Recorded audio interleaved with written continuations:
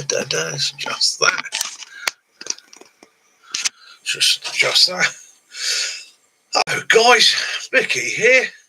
Hope you're all good. Hope you're doing okay. Well, what an interesting 48 hours that's been, hasn't it? Really, really interesting 48 hours. So, there's a lot of us in the prepping community that are probably feeling a bit smug at the moment, especially if you live in Spain, Portugal, or parts of France, because it's proven point. Something we've been saying for a long time.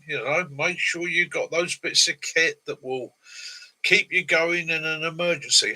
Afternoon, mate. Hope you're great. So, hi, Katrina.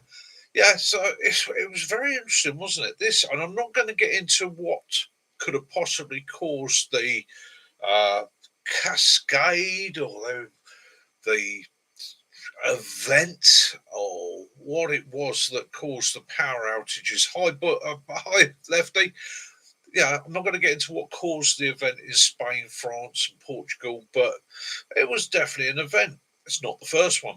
They've happened in Australia, they've happened in Canada, they've happened in the US, often triggered by different things. We never actually get to know the truth and the facts behind it. But again, proving the point, isn't it?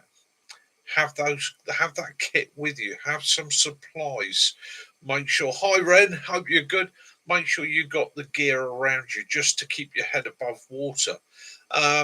So when we look at what happened out there, and unfortunately, I spent the last sort of 4 or 5 hours really in depth, and I don't want to hear another conspiracy. But let's get back to the facts. Preppers have an advantage. Whether you're prepping at home, whether you take a get-home bag, whether you have a few bits and pieces put by, doesn't really matter. It's an advantage. It's a step above that person with nothing. One of the things, hi Virginia, hey, and Steve, how you doing, guys? One of the things that was interesting that came back was, especially in Spain and Portugal, water. Okay, shops ran out of water within hours. Okay, people literally, as soon as the power went out, people started to flap and panic a bit, and they went and they hit the shops. A bottle of water like that in those situations, especially in a hot, dry climate, a single bottle of water like that can make a major difference. So, again, having a small pack with you, you're going to work, have that little haversack, have a couple of bottles of water in it, have a couple of munchies in it. You may not be able to drive home. You may find yourself in a situation which many people did, where the road networks have collapsed. All of a sudden, it's gridlock everywhere. You're stuck in your car. Bugger. What you're going to do? You're going to be stuck in your car. You could be stuck in your car for hours. You could be stuck in your car all night.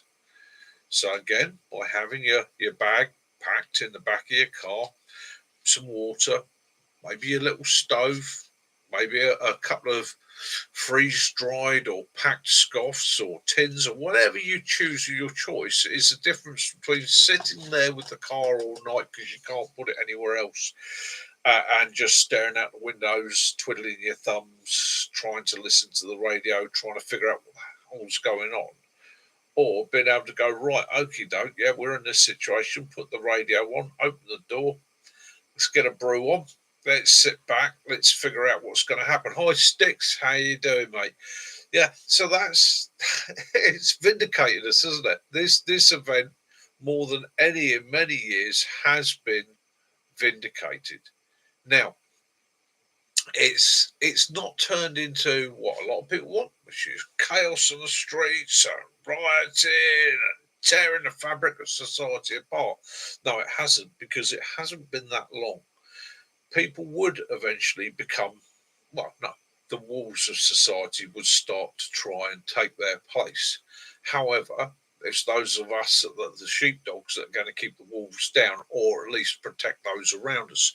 Some of the interesting things that have come back from friends of mine that are in Spain and been hit by this is how quickly the phone networks ceased and failed. And that was mainly through overload. It wasn't just the power supply, because a lot of these things are on backup generators. It was overload. It was because everybody, absolutely everybody, suddenly got on their phone and gone, oh, mum, What's happening? Does anybody know what's happening? And the system couldn't hold it, couldn't contain it, couldn't manage it, and it collapsed. So again, you've got to give yourself that breather, even if it's only 12 hours, it's 24 hours. The interesting thing, excuse me, swinging from the tea, my throat's dry as a bone. The interesting thing was, it was only last week that they reiterated in Europe 72-hour preppers. They wanted people to have 72 hours worth of prepper supplies, batteries, so on, water, bits and pieces like that, stored at home. Did they know this was going to happen? Was it something that was planned? We don't know. We never will know because we're the little people. The little people don't get told nothing. However, it's just a simple thing that those that had stuff put by had the advantage. Didn't sit in darkness last night, didn't go hungry, didn't go thirsty, were able to sit back whilst other people were suddenly flapping, panicking. They're able to take that breather, assess the situation, move forward. And again, when we're talking about power, it doesn't have to be massive and expensive. That's a car jump starter. Okay. But it also has the ability to charge phones and other items. Now, this is obviously going to be a lot more powerful than one of the small phone charger packs. You could have that. You could go with a power bank like that, which that would keep my fridge going. Okay, it would keep my radio going. It would charge phones and things like that. Although I probably wouldn't run my fridge on it, but again, a small piece of kit like that will supply you power. So you've got your power supply. The tip there is not to broadcast it. So if it happened here, for me here, I'm in a built up area, surrounded by other houses. The whole place goes black. Now I'm in a quandary. What do I do? I've got not just one or two, but hundreds of neighbours. I get on well with most of them. Do I illuminate my house, sit there smugly with the door shut and go, I'm all sorted? Not such a good move. So, I'm not going to use it for major light. I'm going to literally try and look like everybody else. I'm going to keep it in reserve for me. I also know those neighbours around me that are at risk. Right? We've got a couple that are infirm, got a couple that are not well, got a couple that are very elderly. What I would be doing is going and knocking on their doors, making sure they were okay. I have things like spare cheap batteries. I have things like spare cheap torches, and these are just cheapies. Are you all right, love? Yeah, no problem. What I'll do, give you one of these, give you a bit of light. Support those that can't support themselves. What I think I would probably do also, because I know a lot of the neighbours have got kids, I've got 2 wood stoves. Right? I've got 2 of them. So I'd set those up in my garden, out in my front garden, where the neighbours can see them. Got plenty of wood, plenty of fuel, plenty of resources there. I've got a couple of big kettles. Okay. Now, I'm not daft enough to turn around to my neighbours and go, I've got nearly 100 litres of water in stash. But I would take 20 litres down. But I'd then say to them, look, this is all the water we've got. If you've got any bottled water at home and you want to brew up, you want to cook, you want to use it, give your kids a hot drink, give them some soup, give them something, then by all means come along and share with it. But you're going to have to contribute. You're going to need to bring your water with you. Yeah. For those that are absolutely desperate, yes, of course I would. I'll rebottle it. Yeah. There's 500 mils you just have to take. Ration them. Don't let them know what you've got. But again, you've got to care and look after your community. And in doing that, strengthens what I've got here. It means we're all out there, we're all talking, we're all watching one another's houses, we're all watching the kids. Anybody that's a bit nefarious decides to come round, I've suddenly built a community. All right? Somebody decides to come round, take advantage of the situation because all the lights and power's off, let's go rob a few houses. I'm going to get a hell of a shock when they turn out there. And there's me and probably 20, 30 other people all stood there waiting for them, having a brew, having something to eat, protecting what is ours. So again, part of your prepping is thinking about how you can use your community, and it is using your community. It's bringing it together and using it for mutual protection, mutual support, whether it be mental, whether it be physical. Not everybody's going to be in the right ability in those situations, but by looking after them, you make a stronger body. Yeah, many is stronger than one. So again, it's doing that, but you've got to keep it in the back of your mind. Don't run upstairs and go, "That's all right, everybody. I've got 6 months worth of baked beans," because everybody's going to want to share your baked beans. You have to turn around and say, "Look, there's the cook system there. I managed to rig up a light using some batteries or maybe power pack and that, but it's not going to last forever." Yeah. I've got my solar lights in the garden. Let's pull all them together. Let's illuminate the area. And if you need to heat something, by all means use the wood stoves, right? But by the end of the day, I'm going to need a bit of help. If this goes on for days and days and days, we're all going to have to muck in together, getting a bit of wood together. Yeah, but it's building the community. Right, see what some. Oh, let me just go through the comments. Oh, but catch with me. So go through the comments and let's see what you guys think.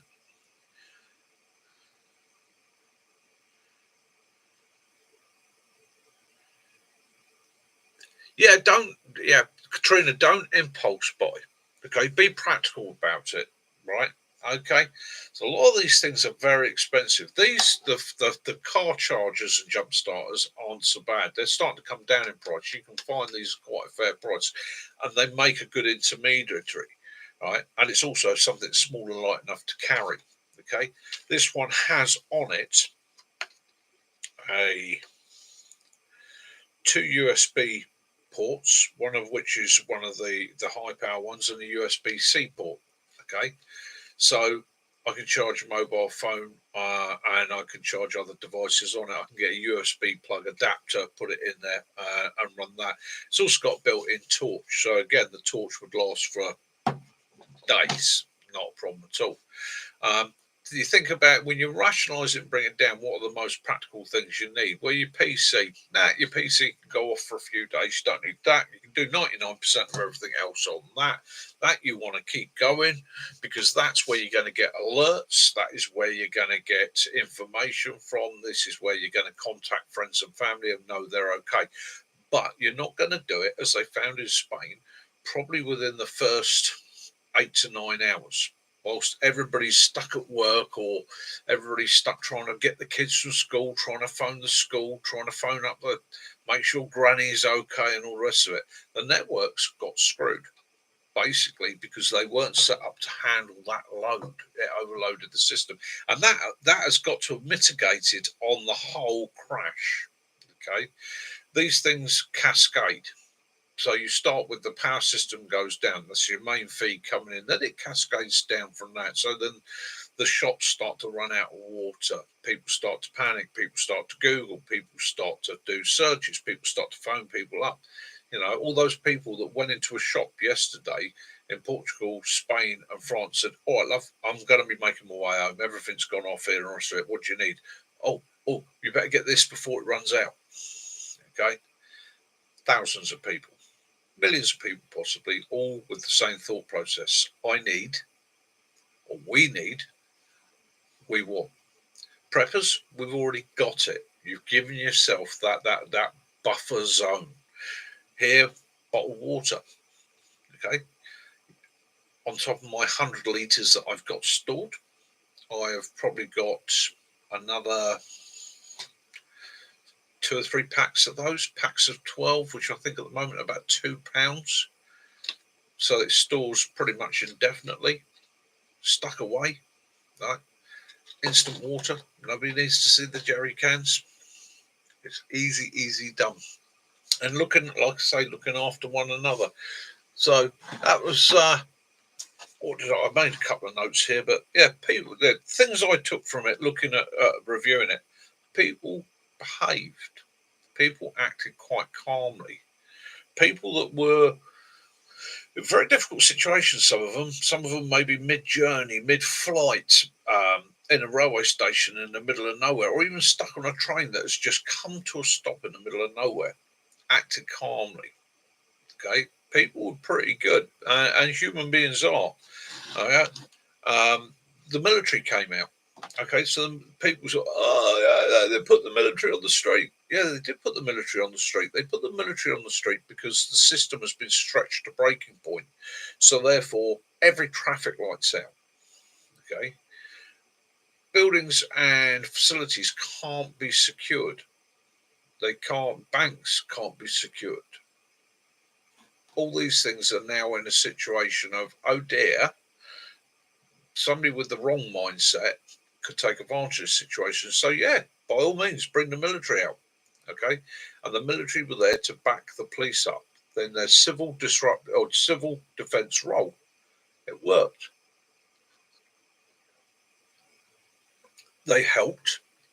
I'm pretty sure one of the advantages of having, if you did it here, take a city here, any city, your city, and it or anywhere that you are, and it same thing happens.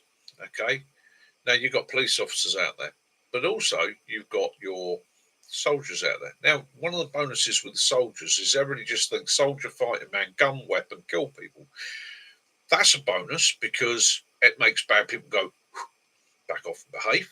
But the other bonus is the military have admin lines, they have supply lines, they are experts in logistics, getting water to places, supplying stuff, moving stuff. The other bonus is nearly every military or every serviceman in pretty much all the militaries has some level of first aid training. Okay. Now, you take a situation like Spain, it's hot, people get heat stroke, they get stressed, you get people get panicky, they get stress situations, right? They collapse, they have heart attacks and all the rest of it. Now, what do you want stood on a street corner helping? You want a couple of squaddies that have got a good idea of first aid, all right, who've got comms, who've got radios, who've got a way of getting you help, or do you want the postman? I know which one I would rather. So again, don't be panicky about the military being called out. Military are often called out in civil situations, and it's not always about walking around with guns shooting looters. Quite often, it's just about assist within the military. You've got telephone engineers, communication engineers, you've got electricity experts, water supply experts, so on, and so on, and so on. All the logistical side of things, they're people to have there. So it was a cascade or possibly an inertia event. I'm trying to do a bit of research in that, and it's yeah. Do you know what? There's so many. Like, basically, it's a case of insert your conspiracy theory here. Uh, it went wrong. That's what we know about it. It went wrong. Power went. It was interesting to see how many things were affected. It's things I've never thought of before, or I hadn't thought of before. One of the biggies was trains. You know, trains just stopped. So they have an electrified rail network. It stopped. Yeah, I mean, it's people's trains in the middle of nowhere. Three or 400 people on a train, absolutely middle of nowhere. Trains aren't the best things at keeping you cool without their aircon going, or keeping you warm without a heating going. If it's not got no power supply, it's just a box. But again, it was amazing. It was interesting to see how people reacted, and I am very very glad for one that it all came on back on within 24 hours. I know there are some areas that are still stuck. They're still trying to sort them out at the moment, but in the majority, power was restored. One of the things I want you to take from this is think about what could happen. Prep yourself. Right? I know the government's put it all out there and said, yeah, get yourself 72 hours to one side just in case. It could have been just pure luck that came up 2 weeks ago. And I hope that all those people that did it realised that it wasn't a silly thing to do. It for a lot of people, for millions of people, it worked. Okay, so again, I'm advocating prepping. All right, your level of prepping depends on your budget, your ability. I've just in the last 3 days ordered myself a couple of dirt cheap solar panels. They are little camping type solar panels, real budget end for exactly this reason. I want to try them out. I want to see if they're any good. Would it keep my phone charged? Would it charge that? Because if I can charge that from solar, and then use that as a power bank through the evening to keep things going. Absolutely brilliant. I don't know that I'm going to be able to charge that on that, but if that is throwing out, so I'm using 3 amps of power an hour, and I can put 1 amp back in an hour. It's not going to run out as fast, is it? So again, it doesn't matter how small it is, as long as you've got that ability. Some people will sit there and go, 72 hours with no electricity? I don't need it. I don't want it. Happy without it. Brilliant. If that's your thing. Yeah, you can have an oil lamp like I've got up there. Candles. But again, open flames, just be careful. Just remember carbon monoxide. Just be a bit sensible. Battery lamps, torches, camping gear. Brilliant. Cook facilities. Yeah, cooking facilities. Simple thing. How do you boil the water? How do you make a warm meal? How do you, and when I say warm meal, it might not be, what you're normally used to. It might be just making a soup or a stew, something simple, something easy that's going to keep your tummy full, keep you going. So think about that. How are you going to go with that? Your security, yeah, like I say, band together. Band together, look after one another. That's one of the essentials. If you're absolutely rural, you're not surrounded by any of my neighbours, like mate Martin. I mean, his nearest neighbour is about 4.5 miles away.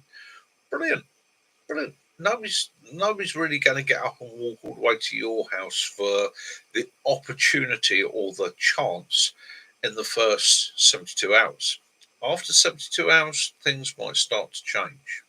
Okay, there's a rationale behind these sort of problems, and that is the first 24 hours are, oh dear, the power's gone down. The government will sort it. It will get sorted. In the second 24 hours, also 24 to 48 hours, people start to, oh, well, we'll use what we've got in the freezer because that's going to go off. It's going to go bad. We'll manage. We'll get by. We're starting to get a bit worrying now. 48 to 72 hours, people start to flap and panic. That's the danger point. That's where people start to realise they can take advantage of the situation. This is the point where people with only 1 or 2 batteries, 1 or 2 candles, with only enough water for 24 hours, 48 hours, start to get a bit edgy and a bit nasty. Okay? From 72 hours onwards, it's a steady decline. Okay? Now, that's where your community is going to come in. That's where you're going to band together. It's where you're going to help one another. It's where you're going to start rationing, sharing things, and actually getting organised. Okay? No man is an island. You can't stand on your own. 5 guys walk into your street intending to do bad, and you're the only one stood in the street. Well, you've lost. Straight away, you've lost. If you live somewhere where you can have a firearm, yep, it may be time to arm yourself, protect yourself. But for a lot of us in countries where we're not allowed to be armed, yeah, or we don't have the facility for the arms, numbers are what going to help you. Yeah, you can forage further, you can band together, you can travel, you can move in groups, you can start to collect, you can forage. Even where I am here in the middle of a housing estate, there are trees out there, there are gardens, there's some facilities for resources to keep my wood burning stoves going if need be. Okay. I wouldn't be averse to breaking up a bit of furniture if I had to. I'd do what I needed to do. Yeah. So again, it's one of those difficult things. Owen's made a good point. They were warning of geoelectric fields for the last few days, but all telephone water pumps are still working. Yeah. Yeah, it's interesting to see what was affected and how. Yeah. Yeah. Yeah, Katrina. Yeah. I get your point exactly, but again, you've got to be thinking about protecting yourself, but you've also got to be a bit sensible about it. If you're walking down the street with a weapon, people want the weapon, okay? Or people see you as a threat and will sort you out beforehand, okay? So again, there is a fine line between offensive and defensive. You're far better off. Yeah, you're far better off just to, literally have the numbers there. They come around the corner, they look, and they see 20 or 30 people banded together. They're not interested. They'll move away. You're too much for them to handle. They'll go and find somewhere easy. Catapults, yeah, catapults. I love a catapult. Um, definitely, Kaz. Yeah, yeah. Hide things, stash things, put things out the way. Don't put them on show. Okay. Like I say, know what you can afford to share, what you can't afford to share. Things like first aid kits and things like that. I've got multiple first aid kits, so I'd probably allocate one or two to help neighbours out if there was a problem. Keep my main first aid kit for myself, for Kaz, for Willow. Especially as in these events, one of the fears to these events, and one of the things you've got to try and keep a lid on, is people panicking. Now, their power's restored. There's got to have been a point last night where people sitting there saying to themselves, "Blimey, is this it? Is it ever coming back on? What's going to happen next? What we're going to do?" And so on and so on and so on. So you you have to balance it out. You have to try and prepare for the worst, train for the worst, and practice for the best. There's not a lot else I can really say about it other than what I wanted to say right at the beginning was we're vindicated. Preppers are vindicated. Having your stores, your supplies, it just goes to show. It wasn't a third world country. It wasn't just one city, wasn't just one town, one small region. This was a massive blackout. Okay. I've no doubt they'll let us know what occurred, why it occurred, and that. And in the next few months, there'll be an inquiry into it. Don't know whether they'll tell us the truth, but they will tell us something. But again, have your preps, take care of yourself. Put those few bits aside. If you haven't already, start thinking about it. Don't go out and spend more than you can afford. Don't go charging out tomorrow thinking, "Blimey, I'll run the credit card up by a couple of £1,000 and make sure I've got 25 years worth of freeze dried curries or whatever put by." A couple of extra tins a week, maybe a pack of water, you know, build up your preps. Before you know it, you're looking around you going, "You know what? I'm sorted. I'm okay. I'm not going to panic about this. It's not going to be too much of a worry." Then you can start looking at other bits and pieces like maybe saving up, getting a power pack, like I say, or just a car jump starter. Or on Amazon at the moment, they're doing some great deals on batteries, although I don't know how long the deals are going to last. But, stock up on your batteries, your torches. One of the things I really like for the garden is solar lights. The solar lights you put around the gardens, the little fairy lights, the little spotlights, security lights, things like that. You can buy them for pennies. They're cheap as chips. They recharge themselves through the day. Right? You can string those up around the inside of a room, string those up around a garden. All you've got to do is put the solar panel section somewhere where it faces the sunlight. That's looking after itself. Have you got to worry about that? No. And a lot of these will come on when it gets dark and go off when it gets light. Charge themselves. You can pretty much forget about them. Okay, so they are small, cheap, simple. It's one of the things me and Kaz do every year throughout our garden, throughout our house. Small, rechargeable solar lights. Just garden ornamental lights. But again, when it's pitch black, even a small amount is going to give you an advantage. It allows you to see where the furniture is. It allows you to move around the house. If you've got little ones, it stops them being quite so afraid. Yeah. So here we go. Preppers, we're vindicated. Woohoo! Pat yourselves on the back. And I just hope that maybe that's the end that we ever see of this sort of things. Maybe various governments, organisations, facilities will figure out there's a problem somewhere, cure it, and we will never have to face it again. That's the other side of it, isn't it? The other side of it is we put our preps to one side. We hope we never have to use them, but we've got them there just in case.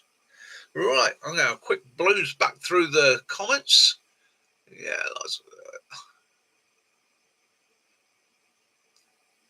yeah, the power is back on. It's not in all regions, but it is going back on. Buffering, are we, Kaz? Oh no. Walking Dead, yeah. One geometric fields, dips on a crossbow, catapult easily hidden, practice your aim. Yeah, yeah, hide things, yeah. Yeah. Yeah. Shopping list. Yeah, start shopping list. Owen, yeah. Yes, that is important. Knowing how to contact your family and not flapping and panicking. Rationalize the situation. Like I say, they had an issue with phone networks, and it wasn't the power supply to the phone networks because they were able to, or they have backups. It was actually just the sheer number of people suddenly trying to use their phones. So again, the other thing is don't suddenly go, oh, that's it, the phone network's down, can't use the phone. No, shut your phone down, shut your phone down, save the power in it. Wait, yeah, as things start to calm down, speak to people. As I was saying there, one of the theories they put out is the outage yesterday was caused by an induced atmospheric vibration. Not quite sure what that is. I've seen it mentioned a couple of times myself, so it will be interesting to see how and what it was. But again, prep, guys, prep. Can't say it more than enough times. It gives you the advantage, it gives you the edge, it stops you having to worry and panic. Anyhow, before I go on forever, because I've got a couple of phone calls to make and all the rest of it. Just wanted to update you. Just wanted to sling this out there, see what you think. Get back to me, comment, let us know, or contact the channel, Hampshire Outdoors at mail.com. Yeah. Let us know what you'd like to see. Let us know what you'd like to have covered. And maybe join us on a Sunday night on our Sunday night social. And put your 5 pence worth in there. You're all welcome. So anyhow, other than that, guys, I'm going to get back to making a video. I was going to go out and do a video today. I was going to go out and do a damn video. But all this came up and I thought, no, I've got to have my say. So, guys, I'll start getting sorted out, ready to do the next video. Take it easy. Look after yourselves. Have your adventures. Do your preps. Yeah. Love those you do. Forgive those you don't. And as always, may peace and light be upon you all, especially for those poor buggers that are suffering in Europe. Guys, this is Mickey, Hampshire Outdoors and Survival. Mickey out.